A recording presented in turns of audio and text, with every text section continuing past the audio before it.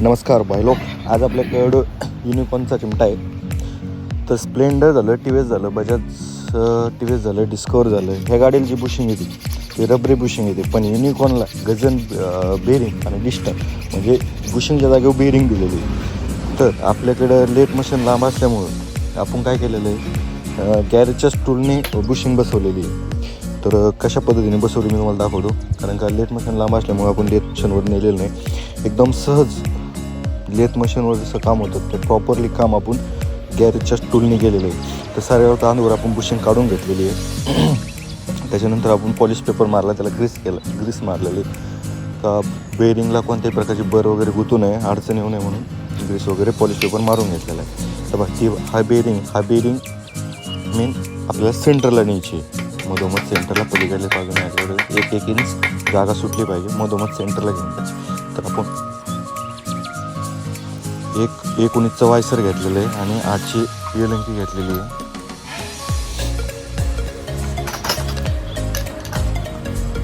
आणि शेजारी पत्रा दाबायचे पाऊच आहे ते घेतलेले आहे आपण.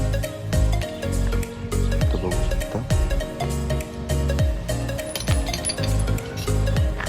आपले 8 नंबरची एलंगी, एक मोठा 19चा वायसर आणि त्याच्या आपण 8 नंबरची एलंगी त्याच्यात ऑइल टाकलेलं. आपण जे वरून स्टड प्रेस करणार स्टड फिरला पाहिजे, नट बिंगो नाही, फक्त आपण जो स्टड बिंगवला एकदम सहजपणे बुशिंग हलता का म्हणे, बेरिंग हलता का म्हणे, या प्रकारे फिट केली.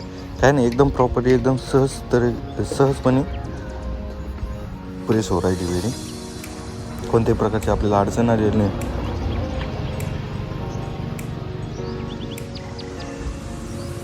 एकदम सहज प्रकारे गोल गोल जसं बिंग तसं बेरिंग खाली येऊ राहिली. एवढी काही अडचण नाही बेरिंगची.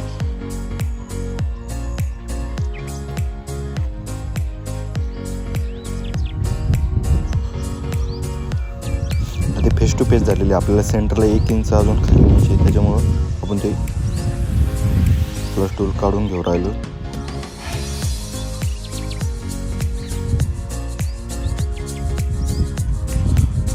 त्याला आपण एक त्या मापाचा एक 17 नंबरचा गुटखा घेणार आहोत त्याच्यावर मांडायला.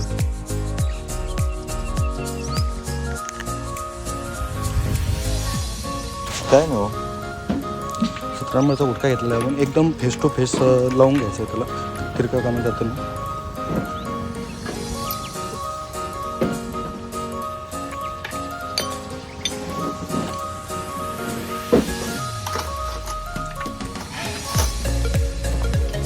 एकदम प्रॉपरली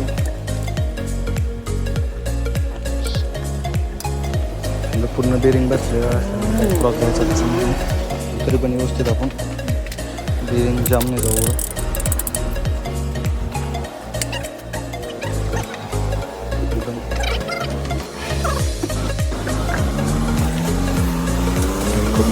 एकदम प्रॉपर सेंटरला घेतली.